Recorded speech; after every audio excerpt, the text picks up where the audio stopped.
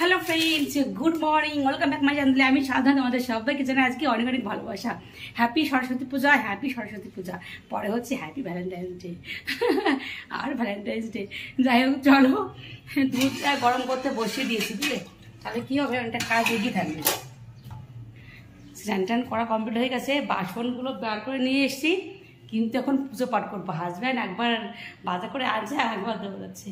তো বন্ধুরা চলো, সরস্বতী পুজো আজকে অনেকে মানে কি প্রত্যেকটা মেয়েই সুন্দর সুন্দর শাড়ি পরে পুজো করবে, রাস্তাতে ঘুরবে, যেখানে ইচ্ছা খুশি সেখানে যাবে। একটা সময় আমিও যেতাম, আমারও সেরকম একটা দিন ছিল। যাই হোক, সবার জন্য অনেক অনেক শুভকামনা, অনেক অনেক ভালোবাসা। আজকে মনের ইচ্ছা পূরণ করো। মনের ইচ্ছা পূরণ করো মানে মনের ইচ্ছা মতন যেখানে খুশি সেখানে যাও। মা বাবা আগে সমস্ত ছেলেমেয়েদেরকেই মোটামুটি স্বাধীনতা দিয়ে দিয়েছে। তো চলো আমি পুজো করতে বসে যাই, কারণ গোবিন্দ পুজো একটু করবো, মানে একটু না, গোবিন্দ পুজোটা করব, তারপরে রান্না করব, বেবিকে সামলাবো, সব কিছু গুছিয়ে নিতে হবে আমাকে এক হাতে। না, হাজব্যান্ড বাড়িতে রয়েছে আজকে।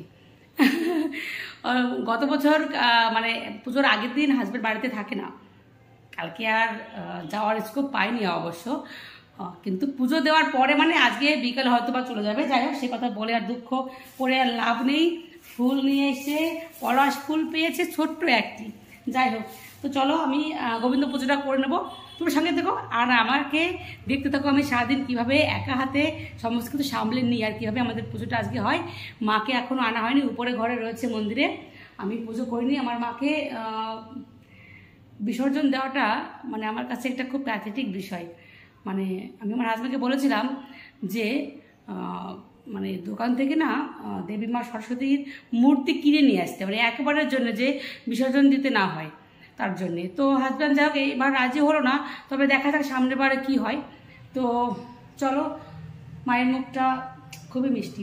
তো চলো আমি পুজোটা করে নিই, তারপরে তোমরা কিন্তু সঙ্গে থেকো, ঠিক আছে? কোথাও যেও না, আজকে সারাদিন আমার সঙ্গে দেখো। তো চলো, বের করে নিয়েছি পুজোর বাসনপত্র, যে যেখানে ছিল সবগুলোকে একসঙ্গে বার করে নিয়েছি, সব কাজে লেগে যাবে। আর এইগুলোকে ধৌত কাজ করতে হবে, রেখে দিলাম এখানে। পরে দেখছি এদিকে দুধে পলক এসে গেছে, 2-3টে পলক আসার পরে আমি এখন গোবিন্দভোগ চাল দিয়ে দেবো। গোবিন্দভোগ চাল কিন্তু একবার থেকে দুবার দেবো, বেশি দেবো না, তাহলে গোবিন্দভোগের চালের মধ্যে যে একটা স্মেল থাকে সেটা আর থাকবে না, বুঝেছো? তো দুই ধোয়া দিয়ে আমি চালগুলোকে দিয়ে দিলাম। তো দুধের সঙ্গে চালটাও ঠিক সুন্দর ফুটে যাবে, দুধও অল্প হতে থাকবে আর চালটাও ফুটে বেশ সুন্দর হয়ে যাবে। তো চলো বন্ধুরা, এই কাজটা করতে হবে। মিষ্টান্ন কিন্তু আমি আগে রান্না করতে পারতাম না, এখন শিখে গেছি। মানুষ প্রথমে অনেক কিছুই পারে না, তবে করতে করতে শিখে যায়। আমার হাজব্যান্ড নিয়ে আসলো আবার ফাইনালি লাস্ট বাজার আর কি। এদিকে আমি কিশমিশগুলো ভিজিয়ে রেখেছিলাম, আদা ধোয়া দিয়ে এগুলো দিয়ে দিলাম। ব্যাস ফাইনালি কিন্তু আমার মিষ্টান্ন হয়ে গেছে। তো আমি একটু বাটার দিয়ে দিলাম আর কি নামানোর আগে। তো চলো, আমার গোবিন্দর জন্য আমি মানে ভোগের জন্য আর কি বার করে নিয়েছি। বন্ধুরা সঙ্গে থাকো আর দেখতে থাকো। এই যে ফাইনালি আমরা এই মাকে নিয়ে এসেছি, কিন্তু আমার পা পাঞ্জা করছে। ওই ঘূর্ণিগুলো ঠিক করে দাও, ঘূর্ণিগুলো ঠিক করে দাও।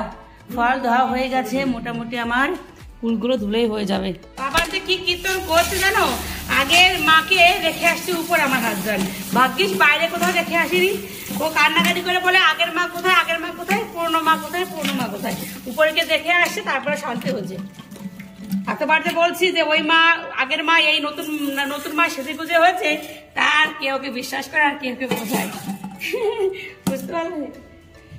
তো চলো, ওর খাওয়া হয়ে গেছে, জলও ধোয়া হয়ে গেছে, ব্যাস সব সাজিয়ে ঠিক আছে।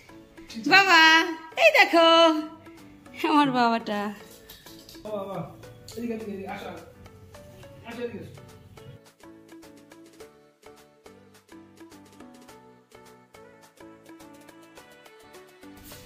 চলো আমি রেডি হয়ে গেছি ঝটপট করে, আর কি।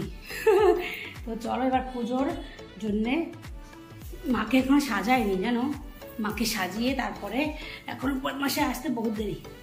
চলো মাকে সাজিয়ে নিই। শাড়ি পরেছি, মনে হচ্ছে হাঁটতে পারছি না, বহুদিন পর শাড়ি পরলাম মনে হচ্ছে। তুমি কি করছো বাবা? মালাটা সুন্দর হয়েছে, বহুত মালা নিয়ে এসছি না বাবা, তুমি দুষ্টুমি করো না বাবা।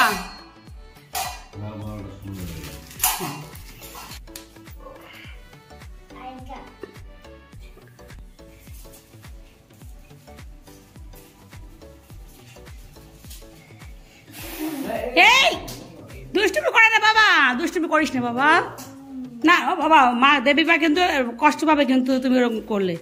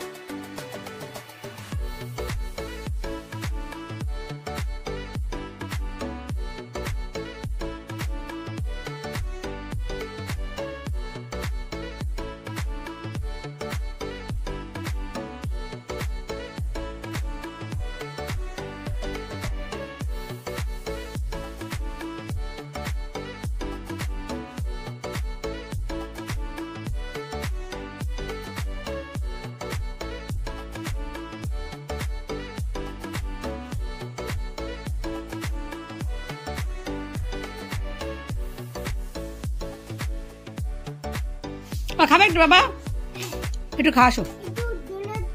ডোনাট খাবে?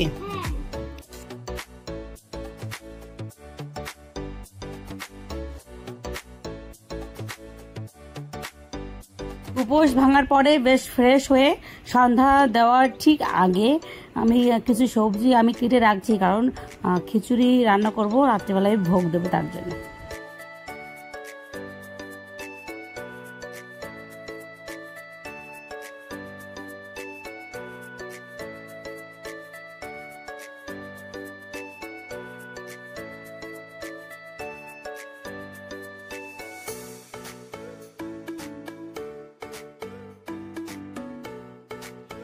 ধনিয়া, জিরিয়া, আদা, কাঁচা লঙ্কা, দুটো কাজু বাদাম দিয়েছি, আর দুটো শুকনো লঙ্কা দেবো।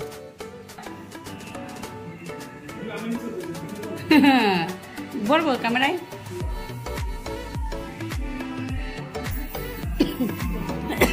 দিলাম বড় একটা হাঁড়ি বসাইয়া, বুঝলে, সব ধুয়ে ধুয়ে রেখেছে আলাদা আলাদা করে।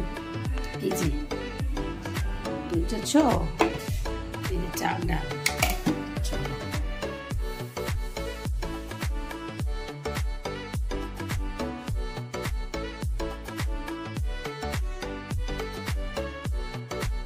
দেশে চেনা জানা মানুষগুলো নাই, ইচ্ছে করে তোরে লইয়া যাই।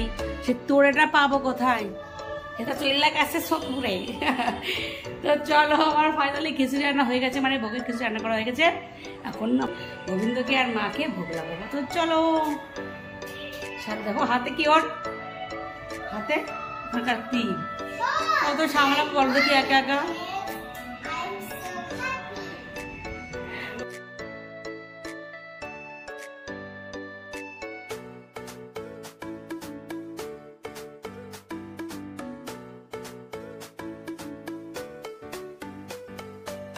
তোমাদের কেমন লেগেছে জানিয়ে কমেন্টস করে। তবে আমার কিন্তু এডিট করার সময় খুব ভালো লেগেছে, কারণ আমি আবার আমাদের বাড়িতে সরস্বতী পুজোটা আমি আবার নতুনভাবে উপভোগ করতে পারলাম আর কি। যাই হোক, এটা একটা সুবিধা আর কি। আমার কিন্তু এডিট করতে খুব ভালো লাগে, কিন্তু সময়ের অভাবে সেটা করতে পারি না। তো বন্ধুরা, আমাদের খাওয়া দাওয়া হয়ে গেছে, এখন ঘুমোতে যাবো। আমি আমার বেবি হাজব্যান্ড বাড়িতে নেই, বুঝতেই পারছো। আর ওই দেখো মাঠে ওখানে পুজো হয়েছিল, অনেকে বসে আছে ওখানে। যাই হোক, আজকের দিনটা একটু সবাই রাত জাগবে। তো বন্ধুরা, তোমরা ভালো থেকো, সুস্থ থেকো, অবশ্যই খুশি থেকো। আমার সঙ্গে থেকে আমাকে ভালোবেসে নেক্সট ব্লগ দেখার জন্য আশা করছি আমাকে ভালোবেসে আমার সঙ্গে তোমরা থেকে যাবে। আর এইগুলো রয়ে গেছে, ফ্রিজে যাবে, বুঝতে পেরেছো? তো বন্ধুরা চলো, জয় শ্রীকৃষ্ণ, জয় রাধে।